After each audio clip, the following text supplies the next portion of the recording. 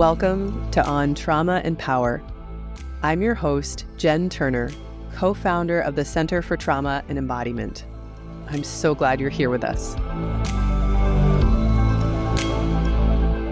Each episode, I sit down with different experts, educators, authors, survivors, and practitioners, sharing different trauma-informed experiences across various fields.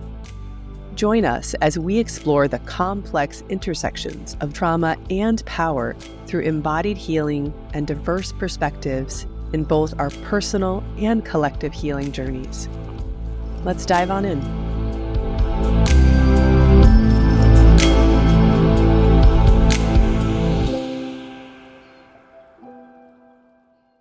Thanks for joining me, Dave. I'm so glad you're here. I have worked with you for a long time, and I'll just share a little bit for our listeners about who you are. So Dave Emerson is the originator of trauma-sensitive yoga and the co-founder and co-director of the Center for Trauma and Embodiment.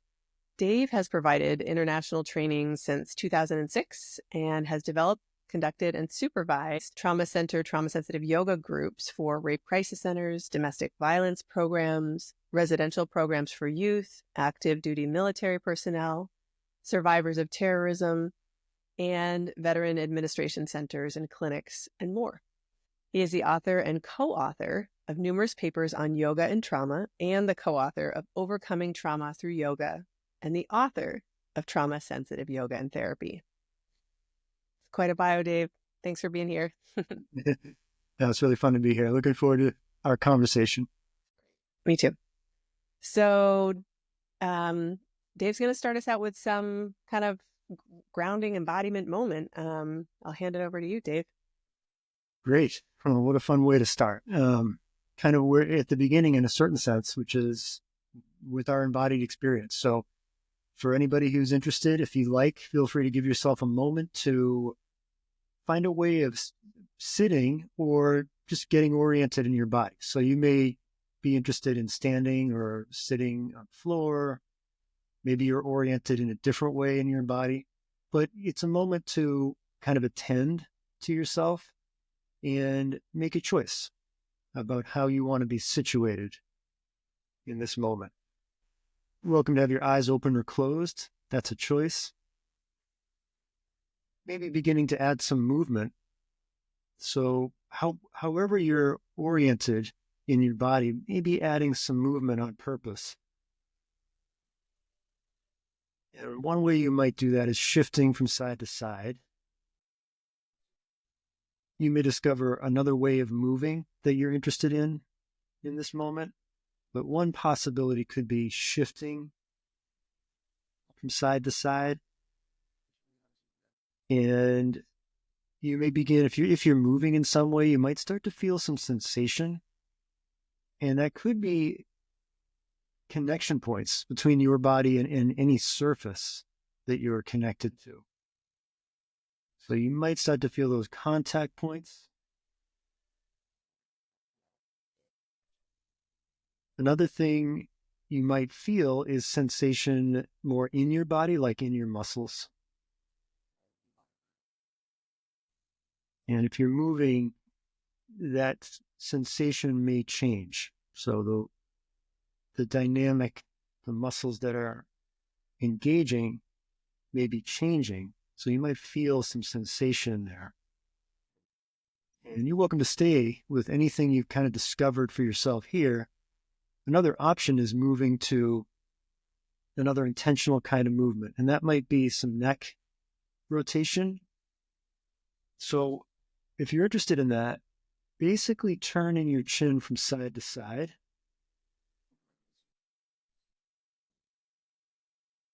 So it's rotating or turning your chin if you want to do this one. That's one option for a neck movement. Another possibility could be more of a circular or a different kind of circle with your neck. And that might be dropping your chin through the middle and rolling from side to side. So kind of a rolling type action. And you might discover another way of moving your neck that you're interested in. These might be two possibilities. maybe beginning to feel some sensation around your neck if you're doing this movement. And again, you're welcome to stay here. If you've discovered something you want to stay with here, if you want to try one more kind of movement, maybe some shoulder movements. And one option there might be rolling your shoulders. And you could choose for yourself. You could roll your shoulders forwards or backwards. So maybe a possibility there of rolling your shoulders in either direction.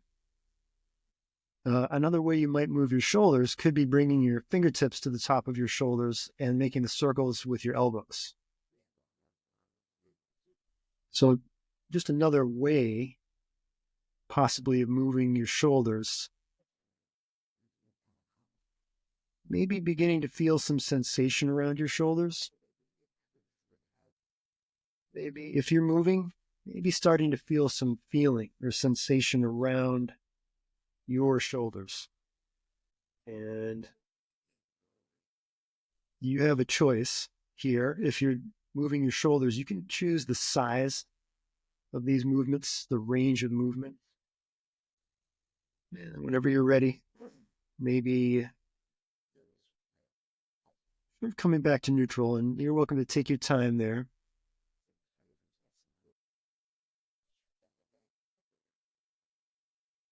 Thanks, Dave. It's always wonderful to be led by you. So thank you. So just to give folks a context, you and I have been working together and known one another since 2007. But I'm wondering if you could start us a little earlier and talk a bit about how you found your way to trauma work and trauma care. And, any version of that you want to share would be great. Yeah, absolutely. So what would I say? I mean, for me personally, from a professional perspective, there's the professional part and then the personal part. And I think, and then they intersect, as that happens for so many of us, right? As we kind of get into the work and into the field in a sense. But from the sort of professional side, I worked in a space that was body oriented for about a decade after I graduated from college. So this is the early 90s. Project Adventure, which is similar to Outward Bound. Maybe folks have heard of that. Really, the principle was, in this case, young kids, male identified kids who are having trouble in their environment, giving them a chance to get out of their environment into some new space and just have physical activity be the centerpiece, really. So climbing trees, rowing boats, chopping wood. It was a kind of a holistic experience that really centered the body experience. And at the time, we never used the word trauma. Really, it was, even older language like delinquency or like juvenile offenders. They even kind of teetered on that edge. Kids who were problematic. But the feeling was, survivor. Somebody who has survived something, who is responding to that kind of dynamic. And the freedom of getting out of that space and having a new context, really, I think was what was kind of profound for me as a young person, to be like, I can help hold that space for these kids. Like, they come here and their reputation doesn't necessarily precede them. They can let that go, or it can be let go of by others. And they get to have new experiences. And it doesn't mean that we don't bring our whole self to these experiences. I think I understood the complexity, in a way, not an intellectual way, of what we bring with us, really, wherever we go. But there was something freeing about being able to center our embodied self and not have to be talking, about our problems or our difficulties. So that was really compelling for me. And I kind of followed that. And for me personally, it was, well, what comes next after that? And I thought, because of my lineage, my parents were both guidance counselors and therapists, that I thought that would be the path for me to go down, become a clinical social worker, basically. And so I did that. I went down that road and I enjoyed the classes, but I was really frustrated. I felt very stifled just personally in my capacity to be helpful under those kinds of constraints in that context. And I think I remember sitting with people, especially in a particular internship that I had, like physically sitting with some people. One person I'm thinking of in particular right now, and being very clear to myself that I have no words. Like, I don't have language now. The best I can do is kind of sit here with you. And there was something about that, like the physical component, that I was like, okay, well, at least there's that. But, in my desire to be helpful, I think I was handed this language modality, and that I couldn't figure it out. I did not have words that I thought would be helpful. So that became, super frustrating for me. And then at the same time, there's a personal parallel happening. I don't know if you want me to start to bring that in here. Sure. Yeah. I mean, as much as you're comfortable with that. Absolutely. Yeah, I think so. At the same time as I'm trying to struggle with, how do I show up using language as the medium? I'm personally, experiencing some traumatic loss in my life and other dynamics around that, and turning to embodied practices for myself. For me, it was Tai Chi at first, and that I really think of it as a saving experience. The capacity to just really attend to what was happening in my body. And that practice at the time it was minute. It really focused on like small embodied experiences, really being attentive to them. And it was super helpful for me. So I think what ended up happening was that just became more compelling. And it moved into yoga after a few years. I did feel like the physicality of the way that yoga was available to me in like the Western world at the time was really helpful. So it was, I was experiencing it personally as therapeutic, I guess I would say. And then transitioning my thought process from how can I be helpful to other people, right? From like, here's the path that's kind of ahead of me, which is this clinical social worker path. That's not going to work for me. And I'm having this other experience physically, and it just sort of came together at a certain point. Like, well, this, maybe I can translate this into my, my interest in being helpful. And I do remember, like, I went to the Smith School for Social Work in a very clinical program, which I really did enjoy. And there were two books that weren't on the syllabus that I happened to read. I just remember finding them in the stack somehow. I don't remember how I got to them. And one was Trauma and Recovery by Judith Herman, and the other one is an edited book at the time. It was called Traumatic Stress. It had an essay by Bessel van der Kolk in there called The Body Keeps the Score. And it was such a great title that it was so compelling. Both of those books. So like, here's this thing, right? This holistic thing, trauma, that is, impactful in a full organism way. And then there's this other perspective that our bodies are a reasonable way to approach healing. And I saw some opportunity there for, these two things to kind of come together for me. And at that point, were people talking about trauma in general, or you just found it in these kind of corners of the stacks? I don't really remember, right? Like, so in my personal world, like I didn't hear it in that previous decade with the project adventure type stuff with the youth. I didn't hear that language. I did a couple of other like milieu staff jobs in that period too. I never heard the words trauma.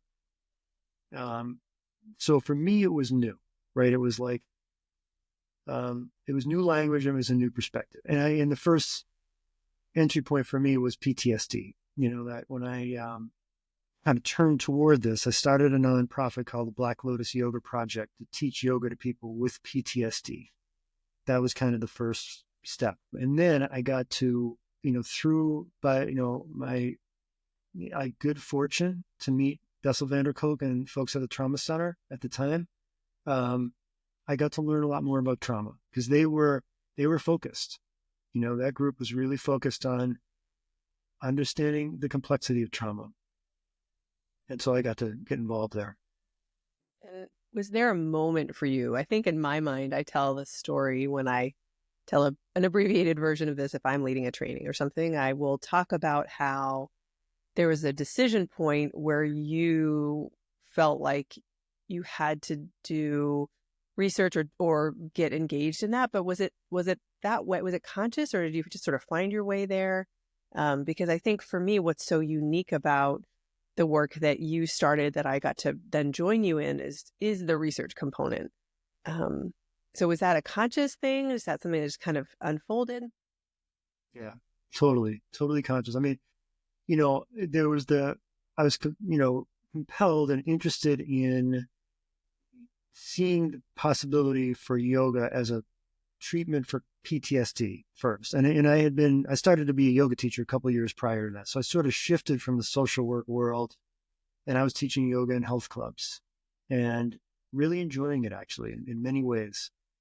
And then sort of that bridge moment kind of came, and I felt like in order for this to, kind of take some next steps, it did have to be scrutinized from a research perspective. And that's, for me, I live about 1.5 miles from where Bessel was working at the time and the trauma center existed. So I just remembered that book, and I was like, well, there's a person who is talking about the body in the context of trauma, and they're a researcher. I was cognizant of their research track record. And so I reached out specifically with the idea that, here's this idea. How would you like to research this? So it was really conscious. And that really was the motivation there was,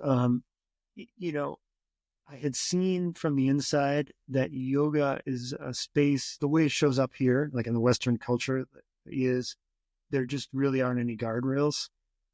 So people can make all kinds of claims about what this thing can do for you. And I didn't feel like I didn't want to participate in that kind of lineage of like just making claims. So I felt like we needed to have that outside scrutiny. The scientific method needed to be applied as best as possible. So I wanted, some serious researchers to be involved. So I was really part of it from the start there. Yeah, of course. I mean, I really resonate with that kind of smoke and mirrors that can happen in the yoga world and in the psychology world. So as you're doing the research process and starting that out with some of the smaller pilot studies, what were you learning as you were going, both maybe from the research, but also building the projects? Can you share a little bit about that? Yeah. And there are a couple of things that really stand out for me. Some of it was feedback that I got that really helped me start to learn, and then what we were learning from the group.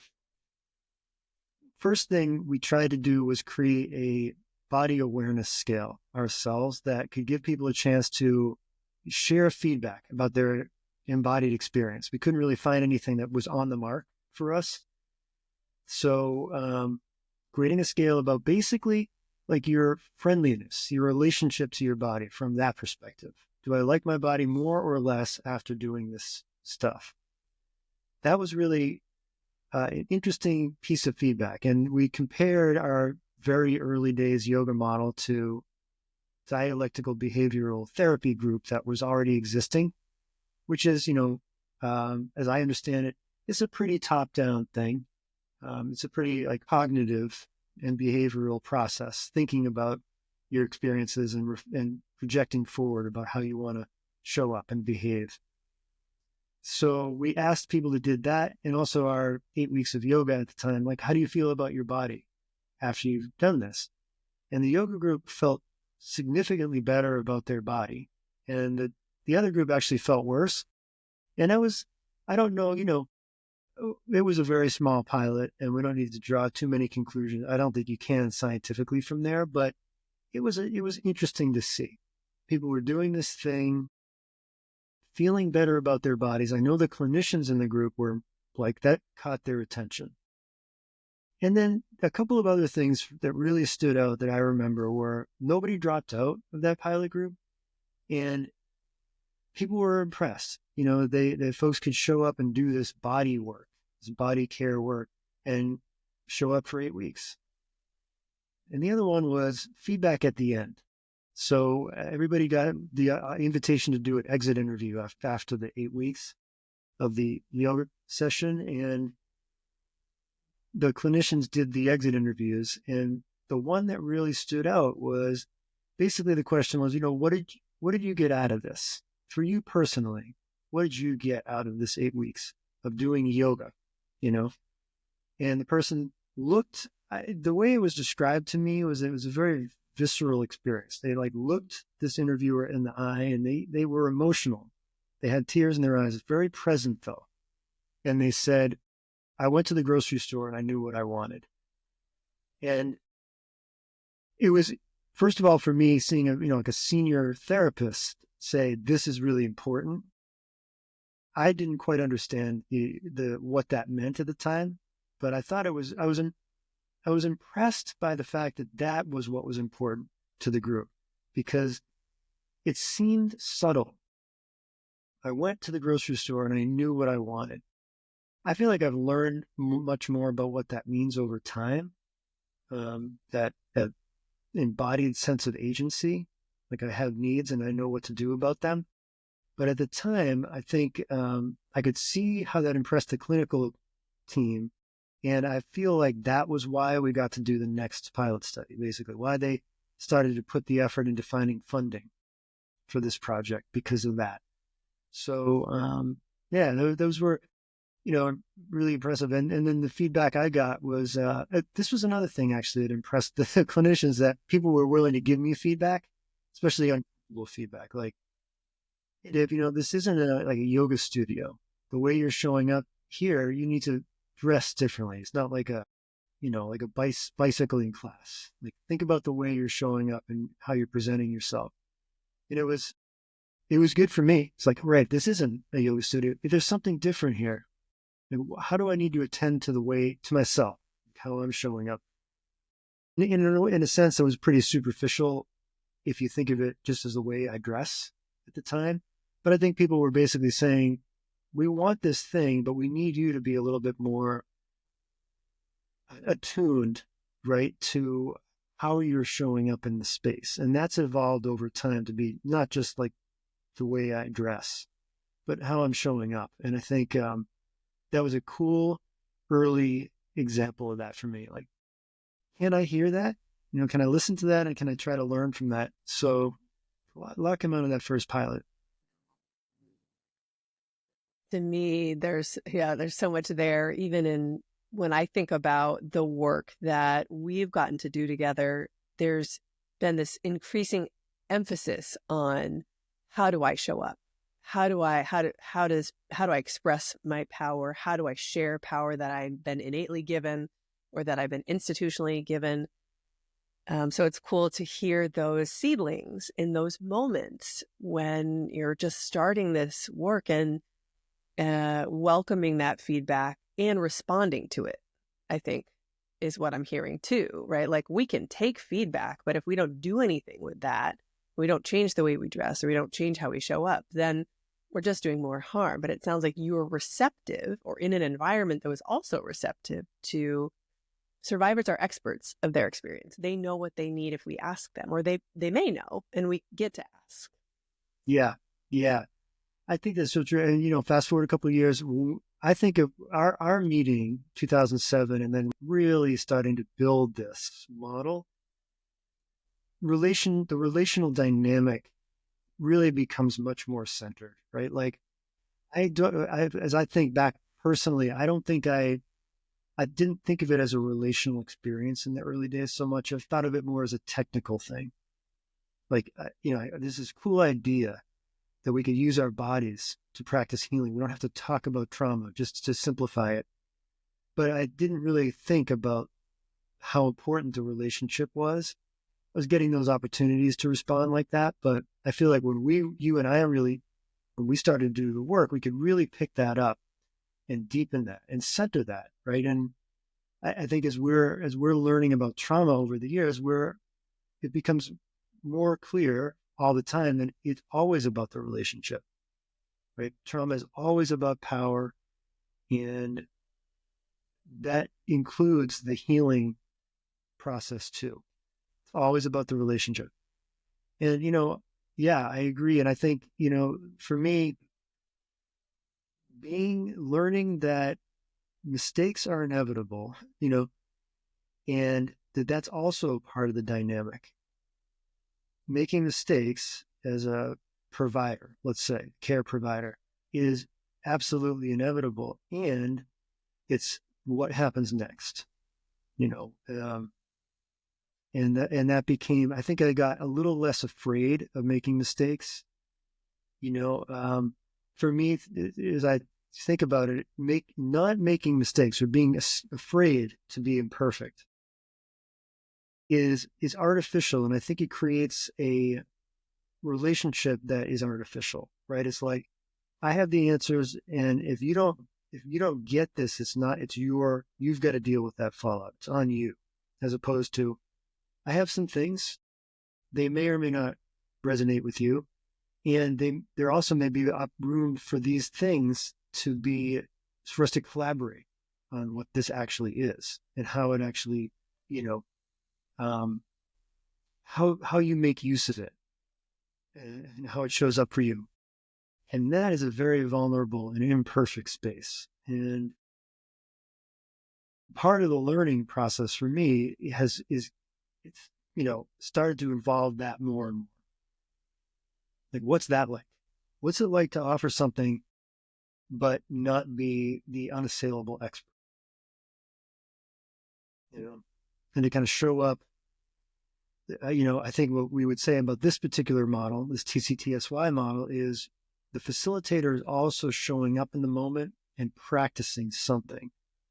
And I think part of what we're practicing is being imperfect, feeling sensation that we don't understand in our bodies, having to respond to that, making a choice that might create more discomfort. And then what do we do with that?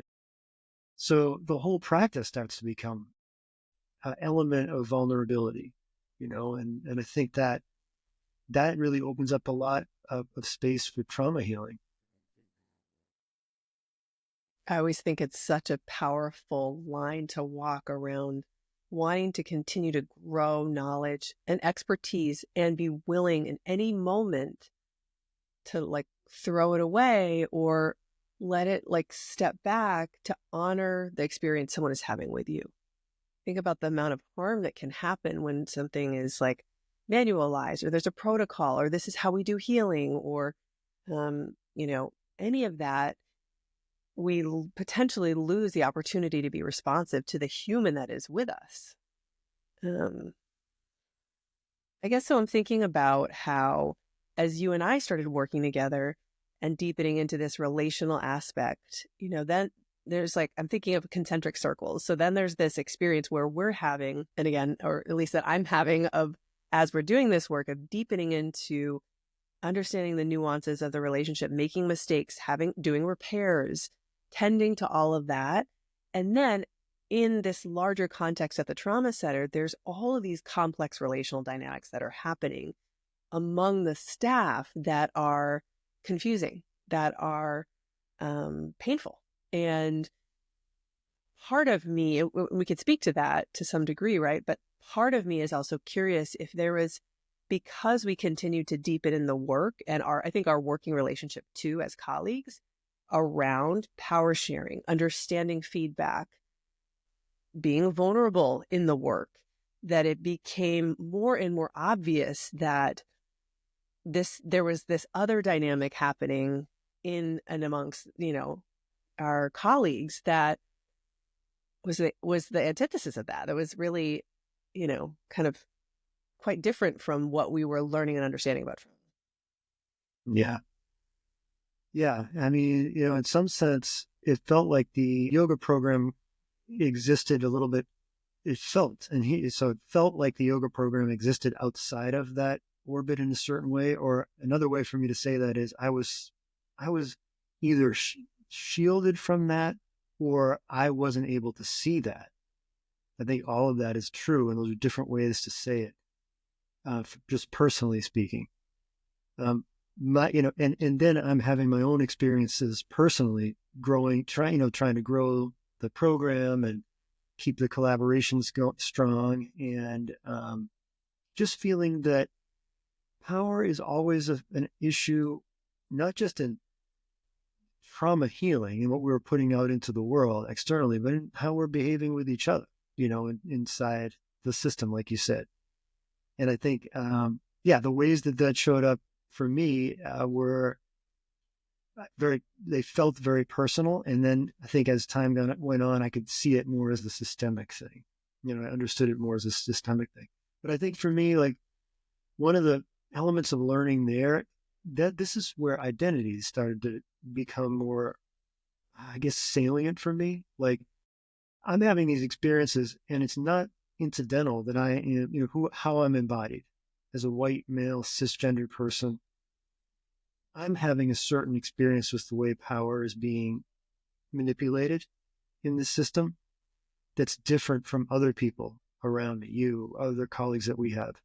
And I think I didn't see it in a way for a while, right? I couldn't quite see, like, what is this like for other people? I know what it's like to, manage domineering male figures as a male embodied person.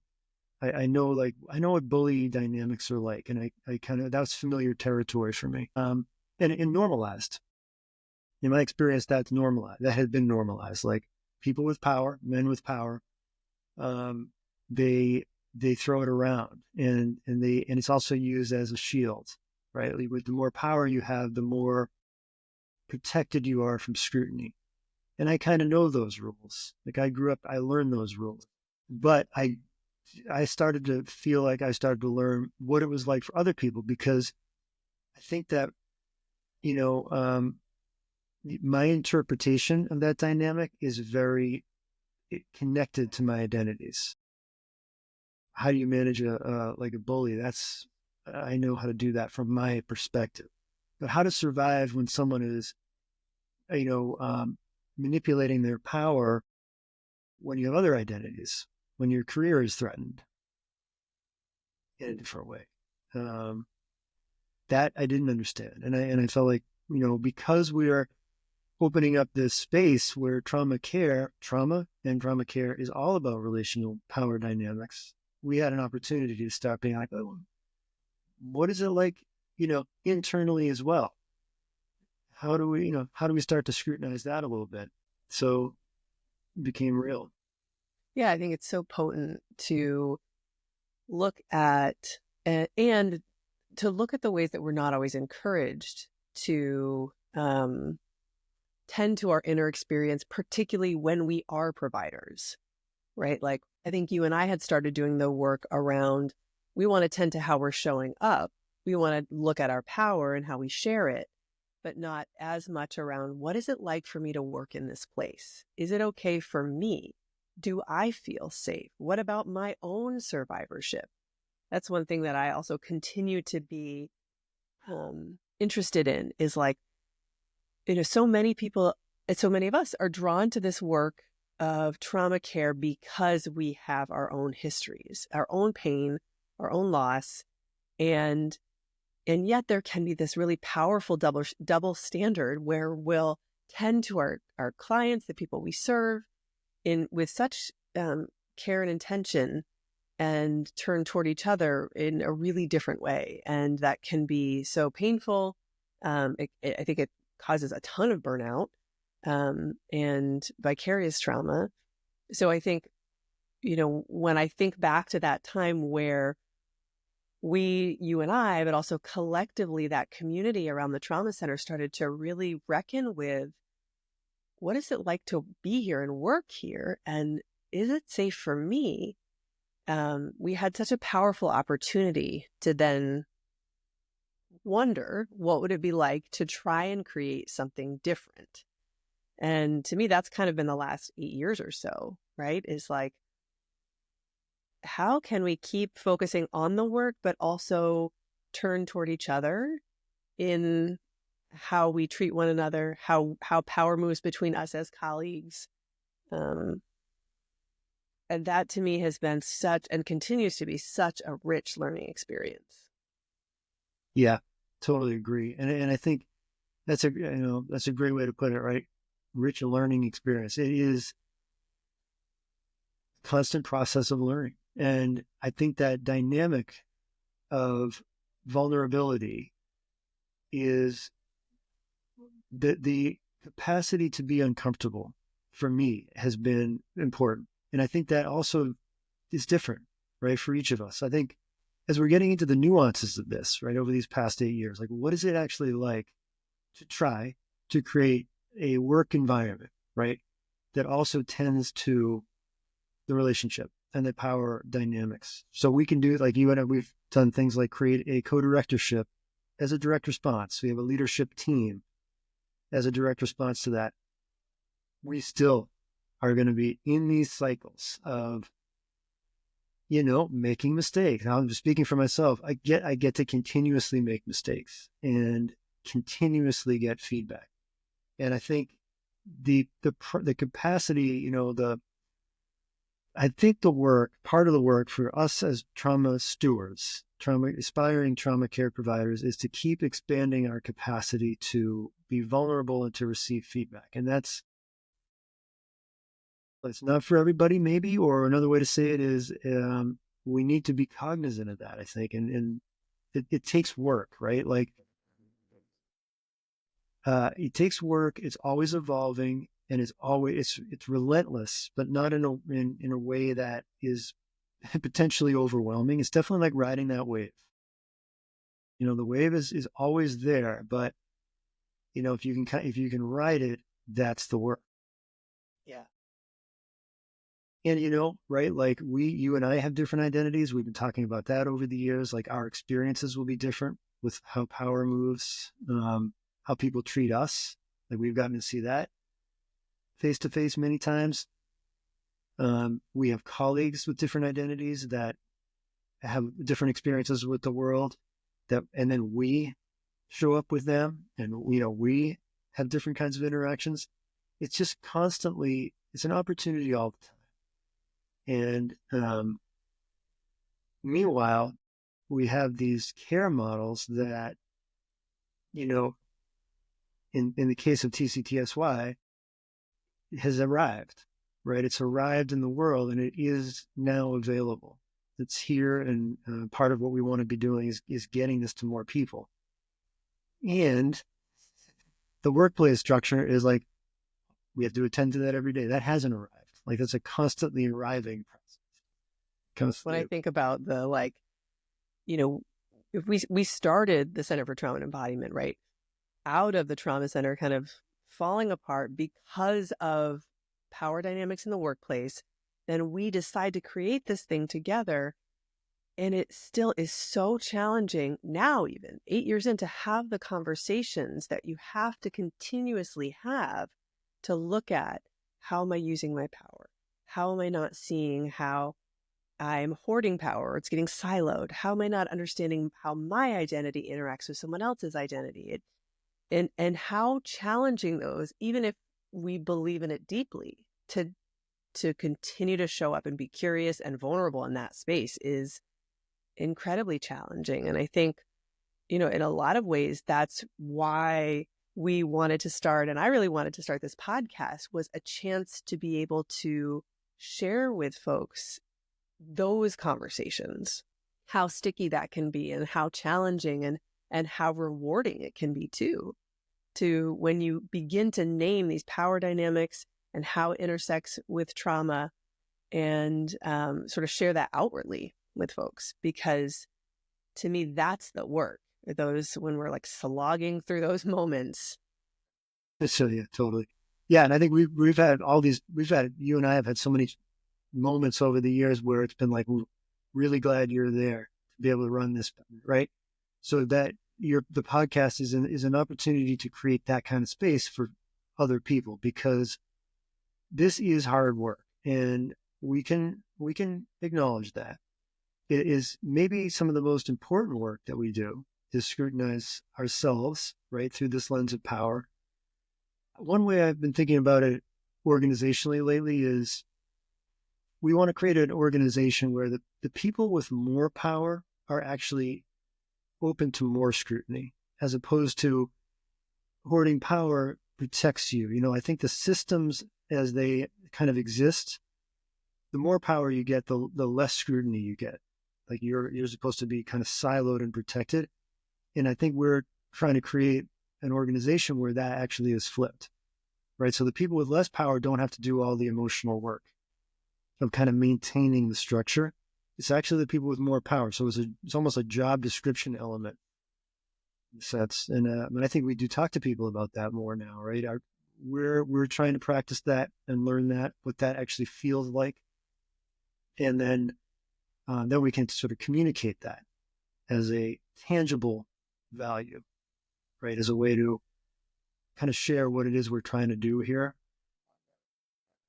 That's great. I love the way you just said that around how when you hold more power, you have it organizationally, positionality wise, that you should anticipate and welcome in and ask for and create mechanisms for more feedback, because it's so often the opposite way, right? If you hold a position of leadership, you're expected to like bestow feedback upon everyone that you're supervising. But then we can't see and know how we're showing up. And the paradigm is so ripe for trauma when we have that dynamic. And so, yeah, in order to not have that or to upend it, the feedback has to be like even more. I like the way you really just said that. It clarified for me what we're doing in a different way. Yeah. Yeah. And I mean, we're all different people, right? I think just personally, my experience with this, I remember hearing from people, and I think you've articulated this at times too over the years, which is this coming toward me, like the direction toward me is people, I need to show up more. I need to be more visible. And that didn't, as I interpret that and learn about that over time, it doesn't mean I need to be speaking more or more, I don't even publicly available. It's that I have to be more open to scrutiny and feedback. I think I need to be findable, right? I'm speaking for myself in this context so that people can, I need to be more transparent so that I can be held more accountable. And I think that is the work of leadership, is being able to be found. Because I think the dynamics that we have, that we inherit, are leadership actually kind of shrouds you more, makes you more elusive, right? It's more difficult to pin down in a sense, because you can just say, because I said so, right? Or like, you don't even have to give a reason for decisions in this world that we've created here. You just have power and you make decisions. And what we're trying to do is kind of open up that space more, like, so that people can find us, and also so that they don't have to hold, folks with less power in the system don't have to bear the brunt of managing kind of the emotional system, right, itself. Appease the person with power, basically. And because that's what we, that's what we inherited. That's where we came from. But it's not just us. It's probably the norm in terms of systems. Yeah, and that's how we're all taught to show up as laborers and workers, and to expect that, and so creating a new paradigm takes time and continuous feedback from each other too. So I think that's kind of an interesting process that we've gotten to engage in. It's like, okay, how do we ask for feedback from the people, our team, the people we work with, but then also how do we look to each other to say, like, how is this going? Are we doing what we set out to do? How do we need to change that? And to me, the word curiosity always comes up. It's like continual curiosity, so that we can continue to learn. I feel like we could keep talking for hours here, but maybe we'll do a kind of a bite today, and then we can do another one at another time. But thank you so much for talking with me and sharing more about how you came to this work. I love hearing that from you, and I'm so excited to share with everyone too. Absolutely, for sure. So we'll have links to all the things to learn more about Dave, the work that he's done through the years, his books and papers. Thank you so much. You're welcome. Nice talking with you, Jen.